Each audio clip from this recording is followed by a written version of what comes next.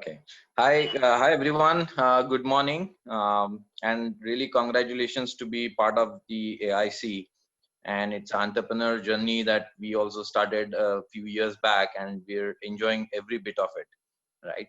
So the whole idea was, as Udaj also said, that we would like to share our experiences and lessons learned, and what really works in this whole journey of entrepreneurship, and how do we ensure, most importantly, that we ensure success, okay, of the startups. And umpteen number of times you've seen a lot of articles also around why startups fail, and there are plenty of reasons cited. Many of them are related to the business side. Some of them talk about investment not achieved and so forth. But we see that 95% of the startups fail, and that's a statistic that has widely been published. And it is not just here in India, it is everywhere across the world. Of course, the numbers may vary between 90 and 95% and so forth. But many a times, most founders, as we also had, this whole notion that it is about capturing the market, it is about the phenomenal growth, it is about how do we raise funds and grow about it. Of course, these are all important aspects of growing, okay. But it will be surprising to know, if we look at the root cause analysis of many of the startups, and if we study the case studies of many startups which we have done, we find that technology and execution are also equally important. And most often than not, these are ignored factors in ensuring success of the startups. And if you look at on the I mean, most visible startups are the unicorns that have grown to $1 billion in market cap and so forth. But there are, it's just like tip of the iceberg, right? So there is a lot hidden behind, or under the water, which nobody gets to see. And that is where, when we connect to a lot of people, we understand that these startups have a lot of stories to tell, and a lot of learning to be made in this whole game, right? So we thought of coming together of a quick presentation. Of course, this is not a uh, idea that, okay, I mean, you'll learn something new, but here we are, we all are entrepreneurs, and we have a lot to share as experiences, right? So we have put together this small introduction and presentation about why do startups fail, and there are several reasons. um, I hope everybody is able to see the screen correctly. Yeah. It's perfectly Okay. fine. Please go ahead. Okay, Yeah. great. So one of the reasons quite often found is that we don't have the right team in place, or the team is not fully equipped well, right? So obviously you cannot judge a fish by its ability to climb up a tree, right? So having a good team in place is absolutely essential for a startup. And many times what happens is, we get some people connected, we create that excitement, uh, we have a bright idea in place, and we want to execute on that, and we put together a team that we come across very quickly, and we don't put a lot of attention to the skill sets and what is really required. And many times we find that the startup founders are graduating out of colleges. They are all young, bright people who have a lot of ideas. They have ideas about making big in life, but what they do is they lack the experience on, they may be good on technology side and ideas and enthusiasm, but what they lack typically is the experience of how to put the technology to the best use in business. How do we grow business? How do we capture the market? Then how do we raise funds? How do we grow? How do we execute our team, or how do we build our team for the execution side? And the execution has to be flawless, right? And for which the team is very, very important. The second part, which typically is lacking in most startups is the ability to network. Okay, and because many companies are either not connected to the net, and thanks to the initiatives like AIC, where a lot of startups are being brought together, they share ideas, they share the experiences, the knowledge sharing sessions such as this helps quite a lot in networking. And most importantly, it is not just about the knowledge sharing, but the ability to network and get to the right person at the right time very quickly, so that we don't need to keep searching for where do we find help, right? So such platforms are extremely important. uh, the other most common use, or reason for failure is that we find a good idea, we implement it according to the best of our ability to understand the customer's need, and we quickly build something. Either we spend a lot of time and money and effort and investments in building that, and then we try and take it out to the market and talk to the customers, and the customer finds that it is not built for them, right? And that is where the product, however good is anticipated, fails to really click in the market, right? So whether the product is really the need of a customer, and is it built for a particular customer or a segment of the industry, is a very important aspect that we need to look at. And it's not just about how the product is and how the business model around that is, but who is the real customer, and whether what value the customer is going to derive out of this, right? So user experience is very important. The other aspect, of course, is getting the right kind of investments. Many startups have bright ideas, but they are not able to show the traction for their product, and hence they fail to raise the investments, whether it's early stage or series A, B, C, and whatever, right? PE funding. But apart from just failure to raise the funds at the right time, uh, I've seen a lot of cases where people are not putting their money to the best use.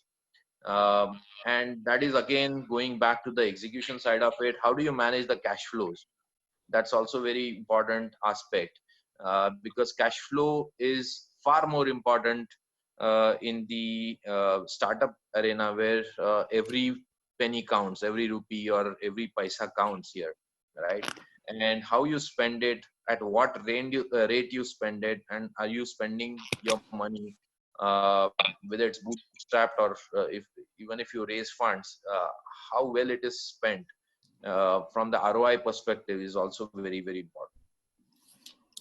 Having the right tools in place, right? So whether um, uh, talking about technology here, are we equipped to build the right product, and how good is your development process? How good is your testing? How good you're able to try out new things? If you need to implement a new feature, how quickly you can get it out to the customer? And tools play a very, very important role in ensuring the success or efficiency of your business. And usually startups are pretty lean in the efficiency thing. So unlike the large conglomerates and large corporations, there is no red tape, there is no bureaucracy. But so startups are pretty quick and nimble, but at the same time their efficiency of getting to the customer, from the requirements to the features that you deliver to the customer, how long is this cycle time, and how well you are able to cater to your customer's requirement, plays a major role. And a lot of that too is to do with the tools that you are equipped with.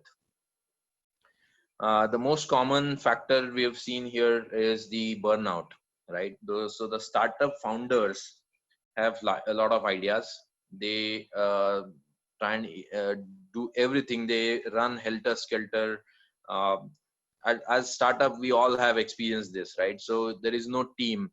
Uh, there is a guy for finance, a guy for marketing, guy for sales, guy for accounting, guy for execution, a person for testing. We don't have those luxuries of multiple teams and one person for one function, right? So the founders typically end up working from being a sweeper to CEO of the organization. And what that typically results in is the burnout. So in enthusiasm, we do a lot of things initially, and we burn the midnight oil and so forth. But usually we have found that uh, the startup founders have to focus on the business side of it, what your customer really wants, what features, functionalities you're going to get to the customer, how's your product being marketed, how's your product being positioned. You also have to have an excellent understanding of what possible competition is and what they're trying to do, what are the industry trends, okay, what technology is kind of going to disrupt the market if you want to disrupt anything, right? So most startups are expected to disrupt the market, right, in order to have any kind of hope to grow.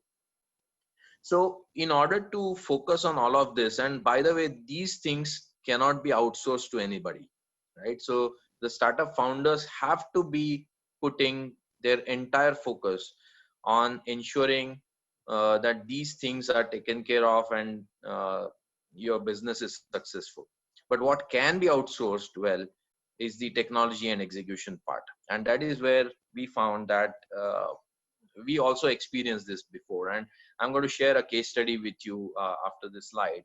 My own startup that we had founded about 6 or 7 years ago, a very bright idea, and what experiences we had. Very soon in the next slides you will see. But again, this burnout is a killer, right? I mean, most startups fail because of this founder's burnout. And of course, putting the horse to the cart, right? So you may have an excellent product in place, but how quickly you can get that out to the customer, and how you are able to deliver matters a lot. And that is where again technology and execution play a very, very important role in ensuring whether your customers needs are met with your excellent product in place.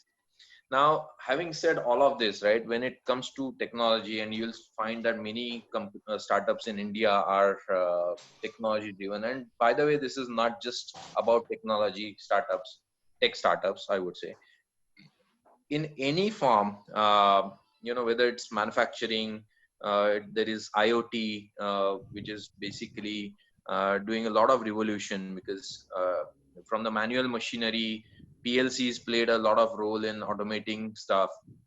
Then came the CNC machines and so forth. Um, CAD, CAM, and CAE also revolutionized the way the ideas are brought to the manufacturing, and the ensuring that the first time right execution happens. But now there is a lot of new shift that is happening towards industrial revolution 4, which is largely driven by the industrial IoT.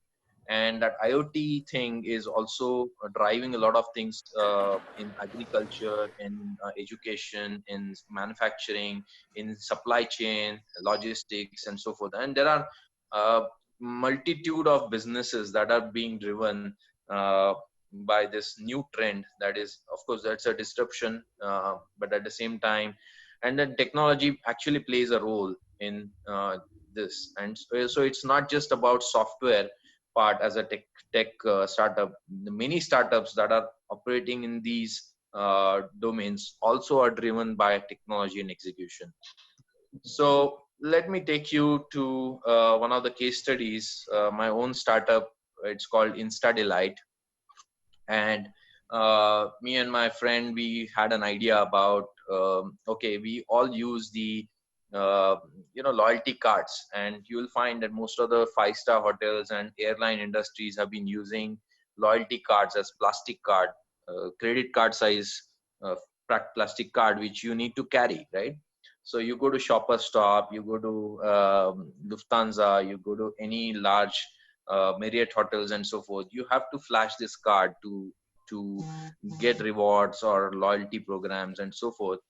And that is where most of these uh, businesses actually ensured loyalty. They doled out a lot of rewards and discounts and so forth on that plastic card.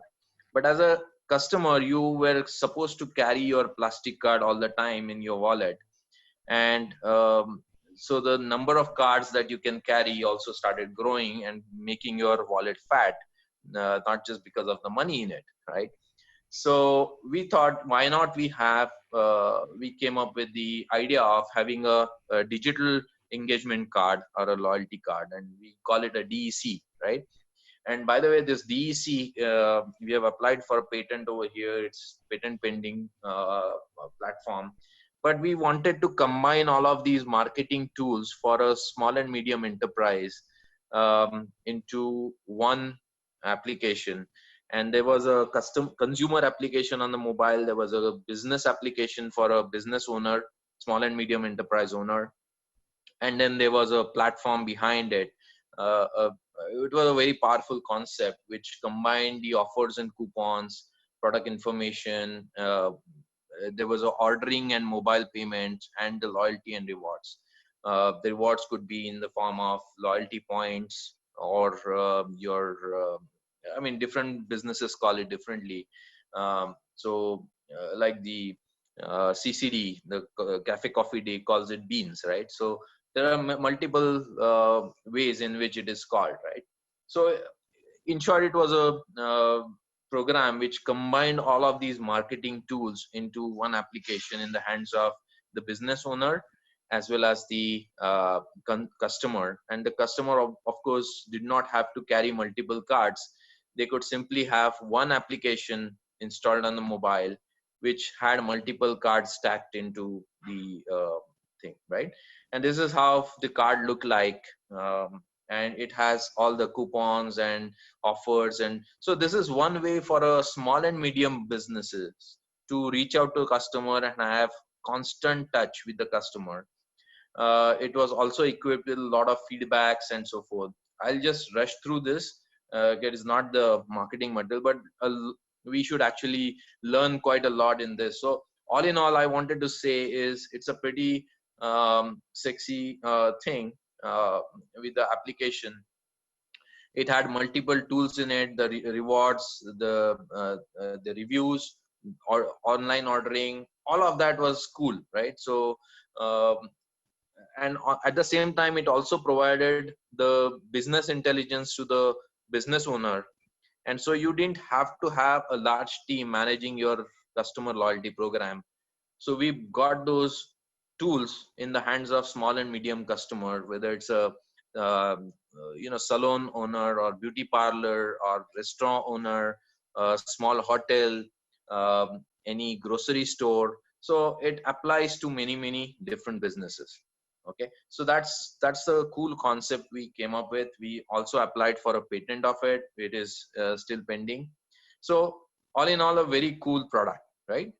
But now you will ask, okay, why did it fail? Okay, so the whole idea was that it failed, and we had to pack our bags, and there were lots of learnings, and we spent a lot of our own money invested on it. We also tied up with a company for marketing this product in Dubai. We were hugely successful also in the sense that we signed up 100 plus merchants in a month's time on this program. Of course, why we wound up was not because of just the technology part of it, but we had a lot of lessons uh, because of that. Of course, we did wind up because the market was not ready for this kind of concept yet, the early mover thing. So we faced challenges over there. The other was that there was a marketplace that is now becoming popular. So the whole idea was that small and medium businesses would want to promote their own brand, but they apparently they prefer to be part of a marketplace like Amazon and so forth, and sell their products that way, right? So it still is a powerful product, and it is not out in the market anywhere. So there is no competition even today for this. But we found that so as founders, we were focused on the business side, getting out in the Dubai market, signing up many customers and so forth. But we had outsourced our product development to three different IT companies. And those many companies in India, unfortunately, you will find that the IT industry, IT sector has grown as a services sector. So all they have is the services mindset, the project mindset. So they look at your features, functionality, your requirements as project. So they develop it for you, but normally they fail to understand that it's a product and it has to be maintained, it has to have a life, it has to have a performance, it has to have that user experience. So while we were looking at completely focused on the business side of it and growing the company and managing the cash flows and the user experience, because we are also talking to a lot of vendors out in the market, so we were always on the road, looking at the business side of it. But the product development suffered quite a lot. I mean, we had a lot of technical issues in the product, and we had to spend a lot of energy, time, and of course we had that burnout, where because we didn't have the right IT partner who looked at it as a product, right? So as I said, there was many things like, okay, it's a native app versus web app, or it should be a progressive hybrid app. We all come from IT industry, by the way, and we have an excellent understanding of how which technology works what way. But still, we we were undecided about whether we should use a native app or web app or hybrid, because our mind share was not just there, right? We had to choose a .NET platform for our this thing. So I'm not saying .NET is bad, but all I'm saying is the way the choice was made is because the service provider that we outsourced it to was comfortable working on .NET platform. It was a Microsoft house, right? So quite often the choice of technology is also driven by what a service provider is comfortable with, and not about what is the right tech stack that you need to have for your own application, right? Uh, the other part is the consumer and business apps communicated with the platform through web services. Now, because there were multiple service providers, again, because of their own comfort, the native applications had to talk to the platform, .NET platform through web services, and we had a hard time matching those, the formats and so forth. So senior developer implemented the specs, but with the quality was so bad that it was as good as a engineering project. I mean, the projects we do in engineering, it was a pretty rudimentary development. The quality of code was really bad, and we could not have built a multi-story building on this weak foundation, right? So that was something that was letting us lose our good sleep at night, right? And we also built our own CRM because we wanted to have the supply chain built in, and then we wanted to have the customer signed up, and we could achieve signing up a customer and getting them go live in 20 minutes time flat, right? So that also was achieved quite a lot, and our focus was on that.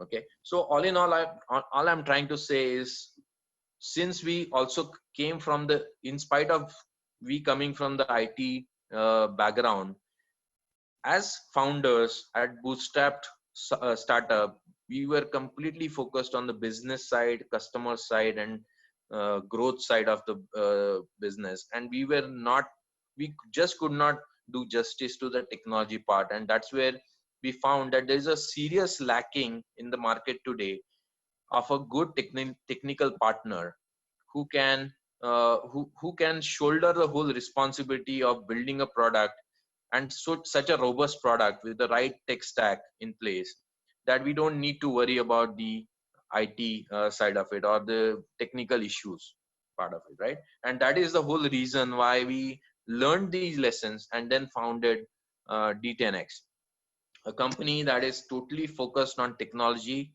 We are the advisories to startups with our experience, years of experience. So each of us, we are 4 partners, and each of us have about 25 years of experience in the global market as far as our industry is concerned. So we have played multiple roles in business development, the IT operations management, scaling up, the tech part, the solution architecture part, and so forth.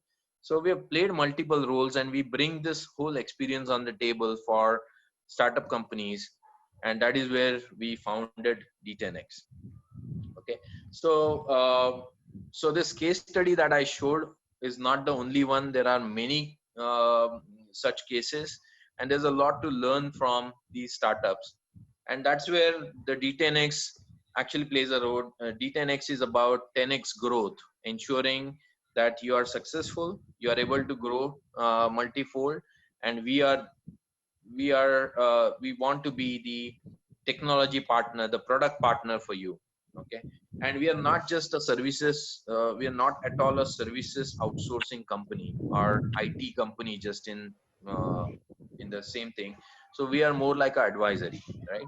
So what we do is we take on the product development, we build a team dedicated for our partner company, and build solutions or build products which are right for the application, which are right for the market. And because we understand both sides of the business, we are able to make the choices about, okay, not about what we are comfortable developing in, but what is good for the product. Okay, that is one. Second is, we are totally focused on product development, so we have our own tools. We have um, the very advanced kind of tools that we have developed ourselves that automate the entire process of shortening your time from the requirements to deployment of the feature, right? So how quickly you hear about the requirement from a customer, and how quickly you are able to turn that out to the customer from the fulfillment standpoint. So only then you are able to grow very rapidly. Okay, so we also do tech due diligence, just like any financial due diligence. We do, even if you have your own tech product, we can do a due diligence for your product, and we can identify which areas are weaker, because the chain is as good as the as strong as the weakest link. And we are able to identify which technologies, which parts of your product will not scale, and which will really uh, prove a big roadblocks for you down the line, right? So that is where again we provide the recommendations in terms of what things need to be changed, whether you need a refactoring or some components need to be rewritten or something. And it's again your choice whom you want to get it developed from, but we provide the kind of we provide the red flags, we identify the risks that you will be facing as you grow, from the scalability standpoint, the user experience standpoint, and so forth. And as a whole, we also provide the CTO services, because we have really the specialist on board to because most of the startups don't or can't afford a full-time CTO, but at the same time it doesn't undermine the importance of having a good CTO in place. If you really want to scale up, if you really want to be a unicorn, you need to have a very robust foundation for your product, whichever product it could be, whether it's tech product or not. You need to have a good product head, the CTO, right? And that is where we also provide the advisory or CTO services. So that is what D10X is about, and wanted to actually show the case study, as well as the as well as wanted to show what we do from the D10X standpoint. And we actually look at the every aspect of your business and provide you the solutions. I mean, the solution could be not the new ones, but it could be some minor changes in your existing products also, can help you grow, can help you scale. And that is where D10X comes from, right? So now I'll request Nitin, one of our co-founders, and he's really the technical expert. He has actually built many generations of good software developers over the last 25 years, and he still codes. And he's involved with multiple of a multitude of projects. He has seen a lot of projects. He has turned around a lot of engagements, from a real disaster to something that was a big success story. So I would now hand over to Nitin, and he would actually talk about the 10 commandments we decided or defined as part of this success. I mean, these 10 things, these 10 factors, if we can take care of, can ensure success for any startup. And that is where we have actually put this whole together, right? So over to you, Nitin. Thank you, Anand.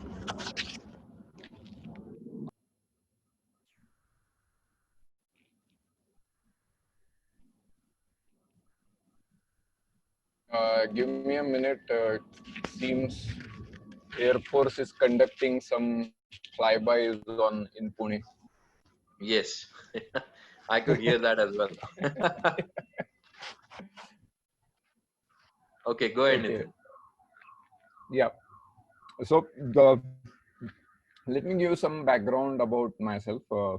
So I have about 25 years of experience in software development. I have worked in multiple technologies, programming languages, operating systems, and different domains, from web development to computational geometry to all kinds of interesting stuff.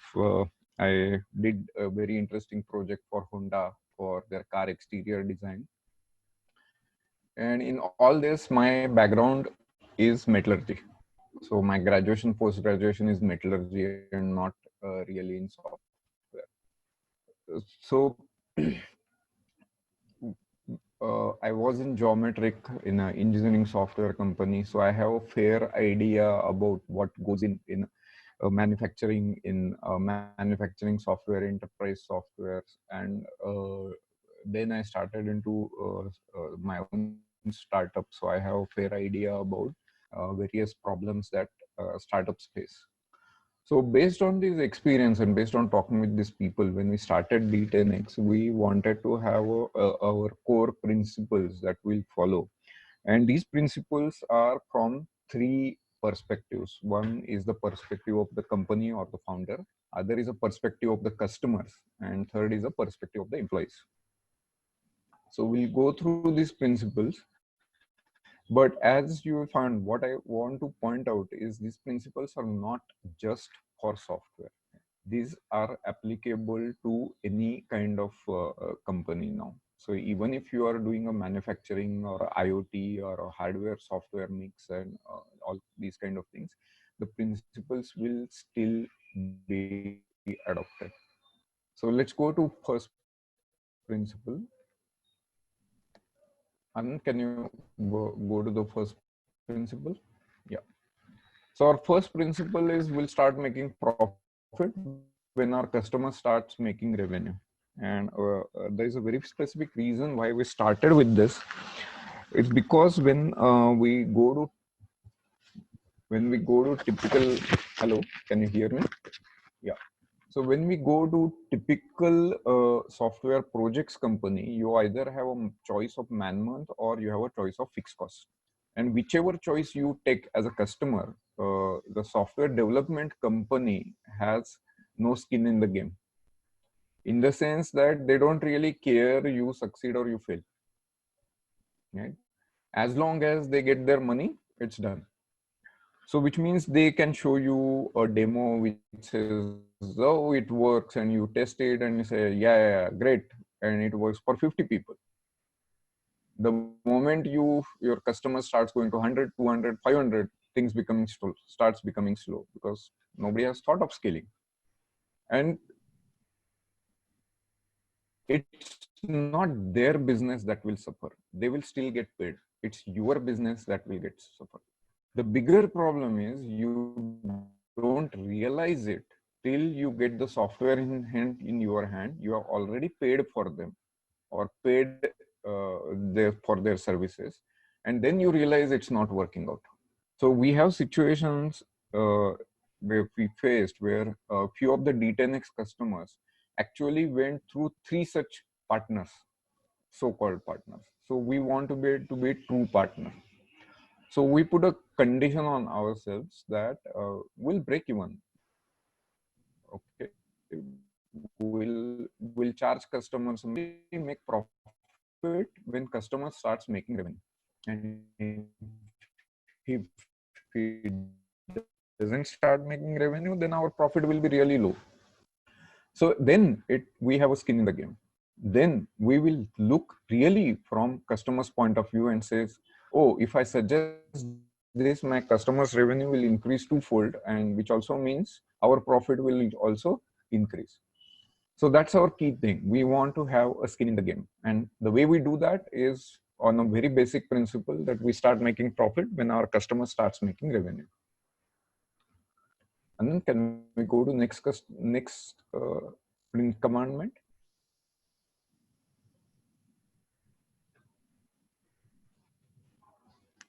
Okay. So we want to be good. We want to be fast at a fair cost.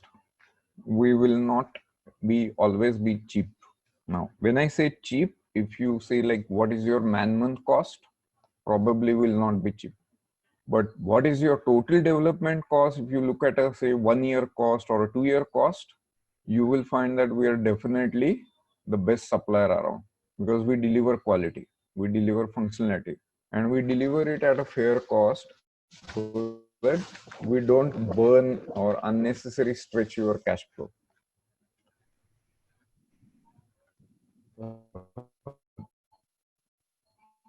Next principle, we take quality very seriously. So that is why it says that we will not ship shit under any circumstances. Even if customer says that is fine, I'm okay for a bad quality at this point, we don't ship shit. Because we feel that, right? So what is a samskar? If we do something bad, it nags to our mind that no, we have not, this is not the way, this is not correct. Quality is our samskar. If we don't deliver quality, it continuously gives a nagging feeling to us. Fourth principle is we deliver releases and updates frequently to end user. So we want to put the latest things as early as possible into the user's hand. And this is mainly to get user feedback. And you will find that multiple business roles actually suggest it, but very few deliver it. Companies like Google or Amazon make 5,000 feature updates a day into their software. A typical project company will do one release a month. Okay. Which means if you want to get a feedback, you have already wasted 1 month of development efforts. And after 1 month of development effort, you may end up actually dropping that feature or doing lots of bug fixes. One of the way you can check is ask if you have outsourced your software development to someone, and if you find a spelling mistake in your website, ask them how much time it will take to fix it. A lot of time you will get 1 day, 2 day, 5 day kind of answers. We usually did it in like minutes. Okay. And it makes a hell lot of difference. If you read the book named Creativity Incorporated, this is a book by CEO of Pixar, Disney and Pixar. And Pixar has a reputation of delivering 10 consecutive hits, animation hits, highest grossing. And the way they did it was they got feedback every week from their internal team, and then they tweaked till it became perfect. And one of the principles they followed was and I'll come to it slightly later, but sometimes preventing bugs has much higher cost than allowing the bugs to go and quickly fixing it. So we try to balance this. We try to be careful so that bugs are not added, but our systems are designed in such a way that if bug is there, we'll be able to fix it quickly and deliver the new release in customer's hand. And to do that, we need to deliver very frequently. That's our fifth principle. Fourth principle. We focus about quality. I already told you we will not ship shit. and we deliver quality rather than fixing bugs. So that's one of our key principle, and we teach our developers very seriously to prevent bugs, to code in such a way that bugs are detected as early as possible rather than as late. Okay, we build software in such a way that even when we make production release, bugs are reported directly from production server to us. A lot of times we have seen that customer says, oh, my one of my customer faced this bug, and the team says, no, we are not able to reproduce it, and the bug remains in the system. We proactively add tools so that bugs are automatically detected and fix it. In if you are any of you are mechanical engineers, typically there is a design called jigs and fixtures. So the reason we do jigs and fixtures is because we want to ensure that final releases or the final product we make is fast, it has good quality, and it has low variations. And the jigs and fixtures allow you to do that. So we do develop exactly same kind of jigs and fixtures in software. The next step we are careful about is we start small. Okay, we don't start with a 50 people, 20 people team. We start with a 3 people team, and that 3 people team develops your core.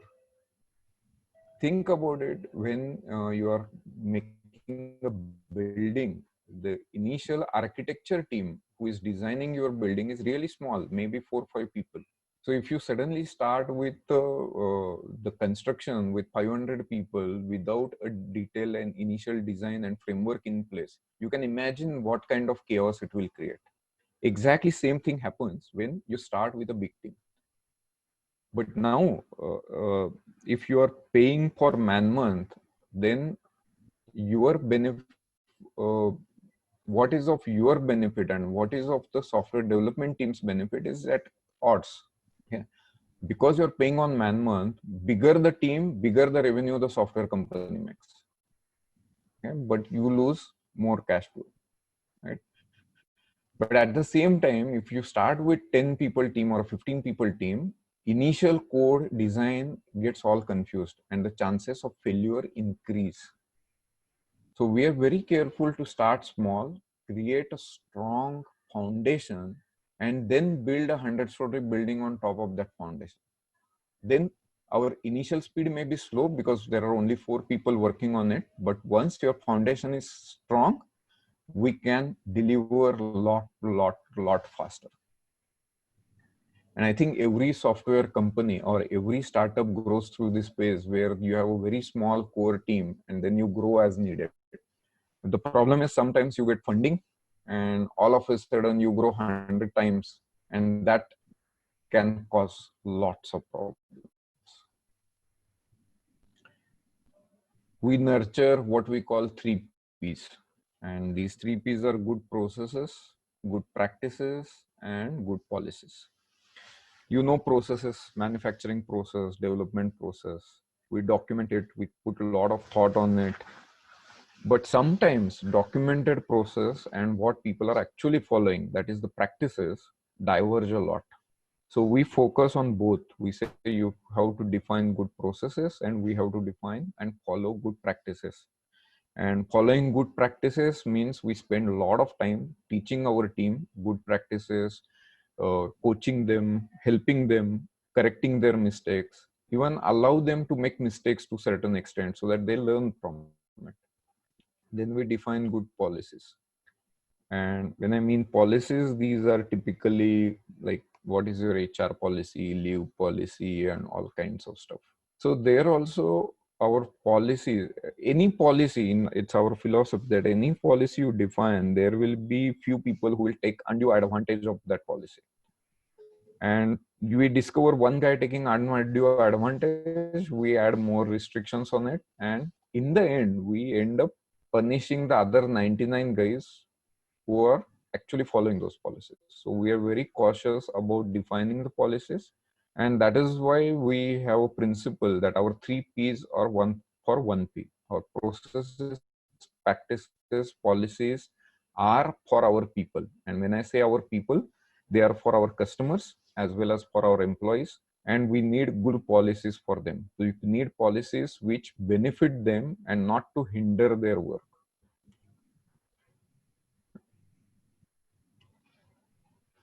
Our ninth principle is what we call fail fast.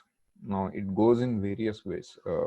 If you have seen, Toyota is lowest cost manufacturer but very high quality of cars, and they have a philosophy that when they are manufacturing cars, anybody in the assembly line can stop the assembly line.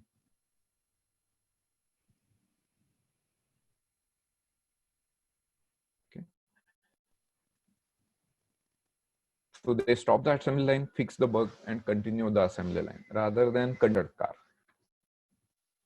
Because of that, their total cost is lot less. And we apply this concept of fail fast to software. So we try to, our systems are designed in such a way that bugs are detected early, problems are detected early, and they are fixed early. Because the problems are detected early, the cost of fixing those problems are pretty low. For example, you are designing a IoT, IoTs, you have some test pins on that. And when you're manufacturing it, a small initial board itself, you detect, oh, the input that I have received and the chip I have received is bad. I will not put it in my product. Okay. You have saved a lot of cost on the downstream assembly line. So that is a principle we follow consistently. And we advise the startups which are working with us also to follow it. So when we start with a startup, we always create what is called as a MVP, a minimum viable product. So we create a bare minimum features for that product. We show the live product to the end user. We ask them to use it. We collect their feedback. And sometimes it happens that even though it seems like a good idea initially, but turns out that people are not ready for it yet. So rather than spending a year and the 40-50 lakh rupees on that idea, we can create a MVP in initial 2-3 months with 2-3 people. Your cost is lot low, and then we can decide you want to continue or not continue. And if you want to continue, at that point you really have a working product which you can take to venture funds for funding. So this is really key to deliver good quality and the lowest cost, total cost, in terms of for the software. The last step, and this is our philosophy we teach to all our employees, is we reward success, we reward failure. In day-to-day development activities also, they have to take a decision, right? And for that decision can sometimes go wrong. And remember, so we teach people, take a decision. It's okay if it goes wrong sometimes. But if the decision goes wrong, detect it and fix it as early as possible. Don't sit on the failure.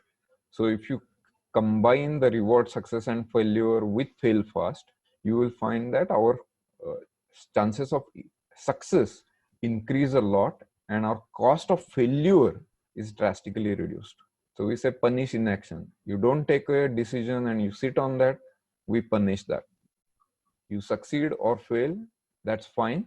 Of course, if you continuously fail, then there is some problem and we have to track that. But occasional failure is fine, as long as you control the cost of that failure. Even if you don't control the cost of that failure occasionally, we still help our team members on how do you reduce that cost? How do you fail fast? That is the core philosophy of that we teach to our teams. So I think that's what we follow, and I hope you liked it and at least follow some of the principles. I will urge everyone in the startup business to seriously look at fail fast principle. And if you search on internet for fail fast, and if you go to Paul Graham's website, by the way, Paul Graham is the guy who founded Y Combinator venture fund, and Y Combinator has funded successful startups like Dropbox, Airbnb, and they have a stellar track record of selecting and supporting startups. If you check the kind of advice Paul Graham gives, one of the advice is fail fast. Other advice is to take your technology seriously. It doesn't say software, technology, your architecture, manufacturing design, the product design, the user interface, all that. If you do a bad job there, the chances of success drastically reduce. You may get an initial success, but scaling it up becomes a problem. Okay. Any questions or queries so far? Yeah, thank you so much, Nitinji. Really amazing. I mean, thanks a lot for your inputs. I have a couple of questions. There's Uday here, but then before that, I would like few of the participants or startups to ask if they have anything specific to their businesses, because I'm sure they would be keen to engage with you. So if they have any specific things, maybe let's just ask them, and then I'll ask a couple of questions. Thank you. Yeah, hi, my name is Carl. I just had a couple of questions actually. One was on the model which you guys follow.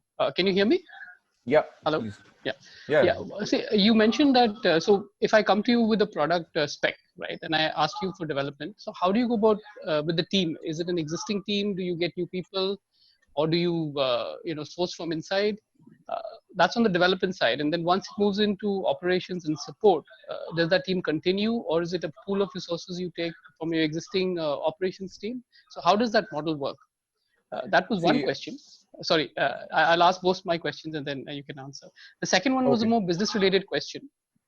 You were talking about development at cost and then using the customer, taking a share of the revenue which your customer is making to get your profits. Now, you are not going to sell the product. The customer is actually selling the product, and there's a lot of implication in terms of selling, marketing expenses, his sales channels, his model for all of that. So how do you balance the two? You really don't have control over his sales process, but you're still expecting him to sell enough for you to make money. So I was just curious about that, because it's a thought which we've been having. So I just wanted to understand, how do you manage that as well? Okay, so let me answer the technology question. I'll let Anand answer the business part of it.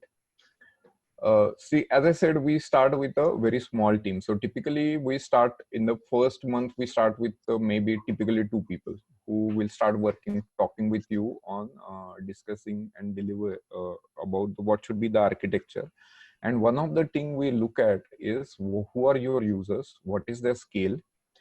For example, if you are trying to sell to say enterprise, the typical medium enterprise may have 100 users at a time. But if you are going for consumer market, then sometimes you have to support maybe 100,000 users in a day. Okay. Now, the moment you have that kind of thing, your architecture changes a lot. Okay. But if I have to do a full-fledged architecture that can support 100,000 people from day one, the cost is very high. So we have to create a roadmap of what is the initial one will require, but we have to always keep in mind that our ultimate target is 100,000 users at a time. Okay, so these are the kind of things where we spend our initial 1 month, where we get a core team working, and we have tie-ups with the best experts around. So we have tie-ups with best UX experts, the guys who have written books on UX. We have tie-ups with chatbot experts, AI experts, machine learning experts, data scientists. So depending on your need, we involve them in our initial discussion to get the UX work. So once the basic UX is done, then we start building your MVP. Again, at this point, we keep our team small. So in the initial, since we are keeping the team small, the first 1 month, we always get at least 2 of our developers in place, and maybe get 2 more from outside contract or anything. But typically within next 2 to 3 months, the contract guys are released and we get the new team in place. Okay. Now the team that is going to work with you, they are the guys who are going to run your servers. They are are the guys who are going to run the deployment. They are the guys who are going to do the development. Typically, our deployments are entirely automated. So our deployment typically means, okay, push a button and the server gets updated. That kind of level of automation we do in first 2 months. So a day-to-day operation wise, the way our team works and a typical conventional software company works, there is a lot of difference. And as our team grows, we obviously, my experience is, if a team, if the same guy works in the same team for 2 years, slowly his learning stops. So we try to rotate people, but we don't suddenly say that, okay, you have 20 people working, we want to pull out 10. No, we have a slow rotation policy where we move people from one project to another project to different technology. We have what we call full stack developers. So they work on front end, back end both. They work on multiple technologies. I myself have programmed in 9 different programming languages over years. So I've programmed in .NET, Python, Perl, PHP, Java, C++. So JavaScript. Because of that, we are able to guide team, and because of that, when we select a technology, we focus on what you need, what kind of scale you need, what kind of deployments you need. Take for example that you want to deploy in enterprise application. Now I can develop your code in Python, but Python is a scripting language. So if when I deliver the code for enterprise application, essentially I'm delivering source code. Now a lot of MSME companies, it is possible that they will just copy the source code. Now in such scenarios, if we are doing an enterprise development, we'll probably choose a .NET or Java so that you get a compiled code and source is not available. However, if you are going for a SaaS platform where you are doing the deployment and code is always in your control and you have to do fast feature development and changes, then we suggest go for Python or some other technology. So we look at your business and what is the scale that business is going to be, and then we choose the appropriate technology. We don't suggest that we know .NET, so we will develop it in .NET. That's a stupid way to select a technology. So Carl, have I answered your question? Yes, yes. Yeah, so it's an existing pool which you have, and you keep rotating people within that pool on a slow burn perspective. I was just wondering whether you're recruiting new people for each project and then deploying them on specific projects. So that's what I wanted to hear. No, we do recruit new people, but we recruit it something like a third month or so. Okay. We always start with our own core team. I see. Because Okay. if your team as your product starts growing, that is the time you will need more people, and that's time we recruit. No, understood. I understand the slow burn which you're doing upfront. That I got. Yeah. No, that's fine. I think you've answered my question. Thanks. Carl, about your next question on the business side of it, right? I mean, it's a pretty pertinent question, and anybody would have that in mind in terms of, oh, how do you make money then? So the whole idea of farming D10X, I mean, it is on those 10 commandments that we came up with, right? And these are purely coming from our experiences that we have had, the experiences many people have shared, the kind of study we have done on the startup ecosystem, why startups have failed, and that's how we have come up with these 10 practices or best practices, so to say. And the first one talks about what's different about D10X. And since D10X helps out a lot of startups, we fully understand, and we ourselves being part of these startup founders and people who have founded companies and bootstrapped their startups, we understand the importance of cash flow. And we understand that, okay, I mean, we don't want to be cheap, because we are not. We are experts. But at the same time, how do we ensure that it becomes easier for the startups to manage?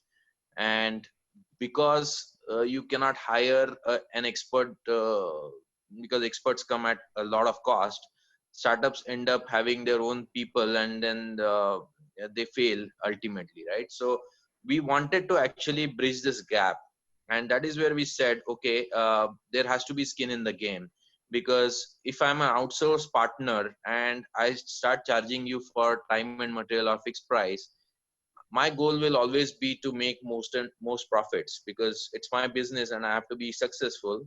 I have to start making a lot of money, and I'll make money off of you, right? So for every change, even if it's a fixed price project, I'll start quoting you a lot of effort. I'll put a lot of effort in the buffer in the efforts, and start quoting you more, or my time and material rates will kind of keep going up, and ultimately it will not be a win-win situation, right?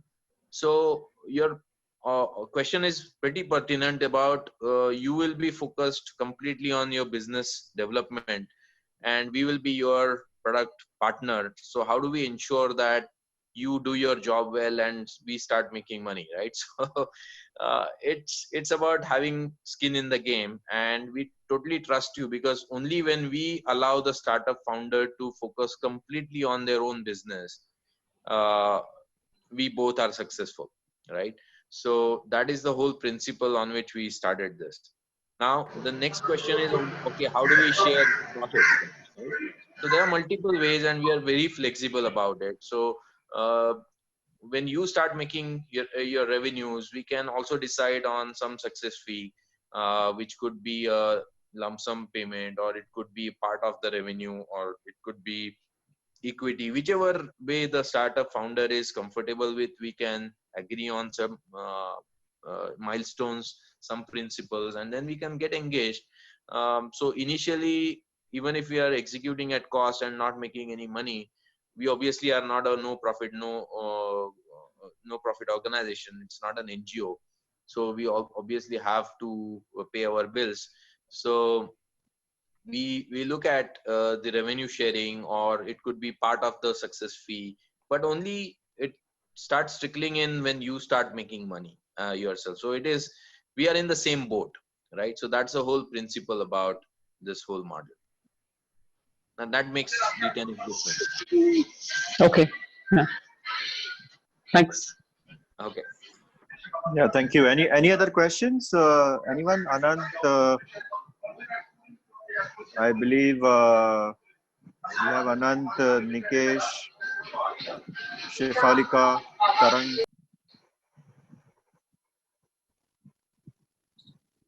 Questions from anyone? No Okay, questions from me. okay. Not a problem, Taranji. So either we did a very good job or very bad job, if there are no questions. No, so couple of things. One is definitely about the cost, and you said that you'll start with small and the team, and about also understanding requirement from a startup as well. So that engagement, again, it's resource intensive, and then how do you really kind of work with the startups? Is there any fee, or how that engagement is what my main question was, because we are looking at couple of startups that may have this requirement. So just wanted to kind of know about this. Okay. There are multiple ways I would answer this. One is, Sure. as I mentioned, D10X has three distinct offerings, right? So the first one is the tech due diligence. So if a startup founder wants us to have a look at or eyeball the architecture, the design, and the quality of code, the team, the business case, the customer, and so forth, we look at various aspects of the business. We look at the code, we look at the architecture, we run our own diagnostic tools that we have developed to identify where the problems are, where the risk areas are, and we also recommend the paths to mitigate the risk, right, in the tech due diligence. Now that typically happens where 3 or 4 levels have been defined, and how deep you really want to go on the tech due diligence, and the costing is based on that, right? So that is as far as the tech due diligence is concerned. It's typically a fixed fee kind of thing, but that depends on 4 different levels predefined in terms of what is really your need, and how big you see or foresee the risk on your own code, and how happy you have been about your own product. So that's one. The other part is about CTO services. So it's a shared CTO role, and most likely Nitin or somebody senior from our team would get involved with your team as part of the CTO, and they'll be embedded with your team as part of, again, skin in the game. But there's a fixed fee per month, etc. It's not a full-time uh, role, so that works pretty economical for the startup. Now, the third and most important one is the outsourced product development, right? So only when when any startup wants to develop a product, we start small, as Nitin said. We start with typically 2 or 3 people, and we do it at cost. And we decide on what are the milestones, when do we start really, uh, what should be the success fee, whether it should be a lump sum payment or revenue share. It could be 5% of revenue or something like that, right? So we do discuss and decide on a win-win model as far as the outsourced product development is concerned. So we really do OPD, and we dedicate a team for a startup, because a team can totally focus on understanding the requirements, understanding the business, understanding the needs, and then accordingly go ahead, develop the choose the tech stack and do the architecture design and development and so forth, right? So we start small with a small team at cost, right? So typically it's a per month kind of fixed cost, uh, okay, that we decide. And then we also decide on the success fee, and when that will start triggered, I mean, that when that will be triggered based on when the startup starts making money, right? That's how the commercial models are decided based on the 3 different offerings that D10X has. Perfect. So, I think, yeah, Uday, sorry, can I ask one yeah, question? sure. Yeah, you had mentioned also that sometimes you look at an equity part, or some kind of an equity based on the product development cost or the revenue share cost. Yeah. How does that work? How would you be able to put a price to equity so early in the product life cycle? Well, that's a good question, but frankly speaking, we have not come across any startup yet. My point of mentioning equity was just the flexible, I mean, just to convey that how flexible we are. We take the success fee in case of, as I mentioned, right, the lump sum payment at some milestones, or it could be a revenue share, or it could be some stake in the equity and so forth. But frankly speaking, we haven't come across any startup founders or any startups that are willing to share the equity. But coming Okay. back to your question, we are still open for that. So success fee, and the rewards can be then arrived at based on how successful we are as a team together. So we are in the game together with the companies we work with, and that is the whole ethos on which we work. Now, the next part of your question was how do we arrive at the equity, right? So it is purely based on the valuations, whichever method we use, whether it's cash flow or whatever. But valuation, as you know, is a very tricky thing, right? So we can mutually decide on the uh, what is the entry point, and what should be the, I mean, what, I mean, each side has to be comfortable with this engagement, and they should see the rewards and win-win. So that is the whole idea about equity sharing. Okay. Okay.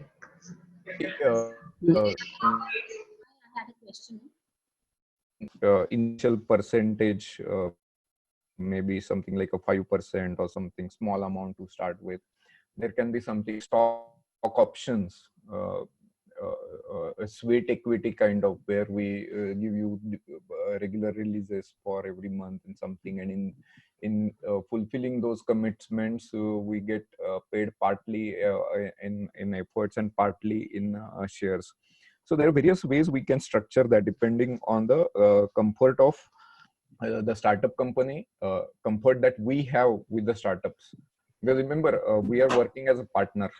If you start thinking of us as a supplier and whatever you order we have to do, that is not a really good kind of engagement, because that means then you will not get the good ideas coming from us to you.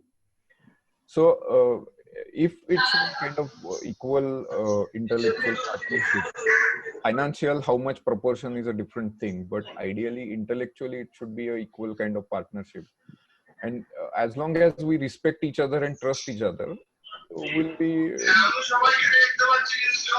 one of the philosophy that we want to work with people that who trust us and who we also trust, and that just by signing some contract you don't get that trust. Yeah. Sure. No, I think, absolutely. yeah, Sorry, yeah. absolutely understand. It's a strategic partnership, really. And again, it's a long Almost like a term. partner.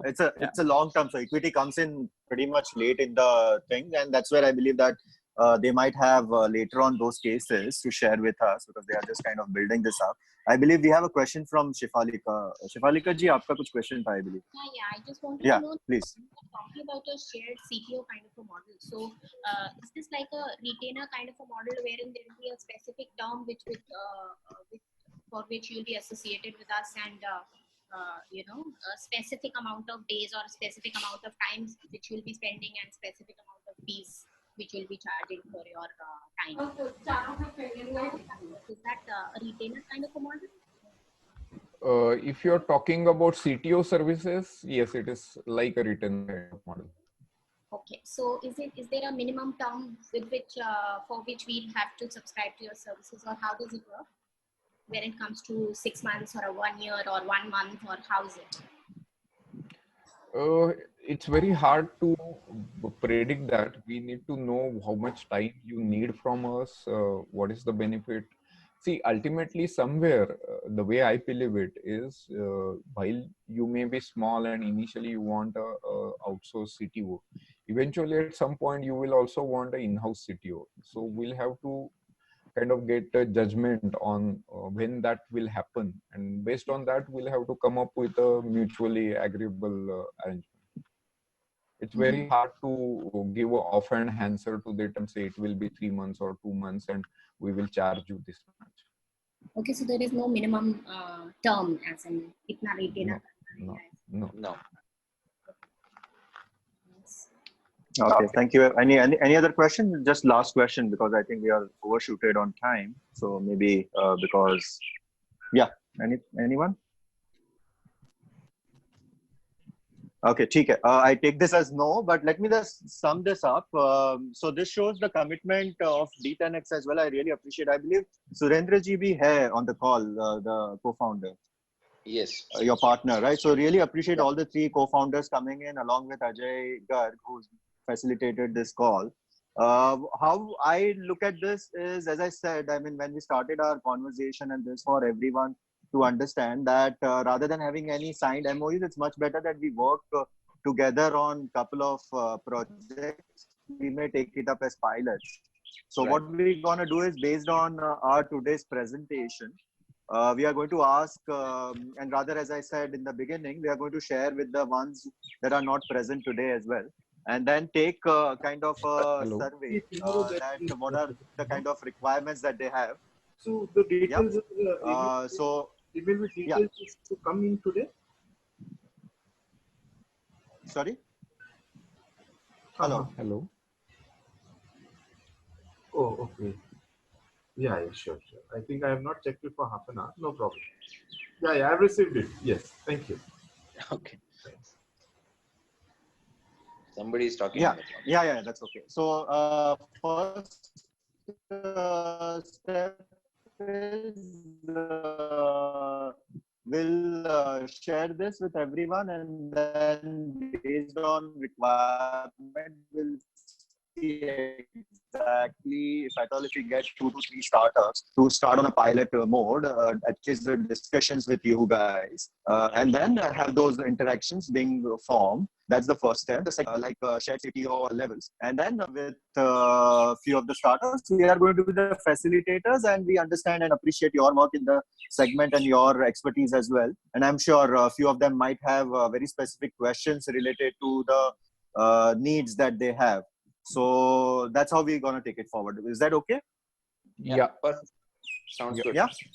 ठीक है. Awesome. Really appreciate your time. Uday, what I suggest is if you can share with all those startups my email ID and Anand's email ID.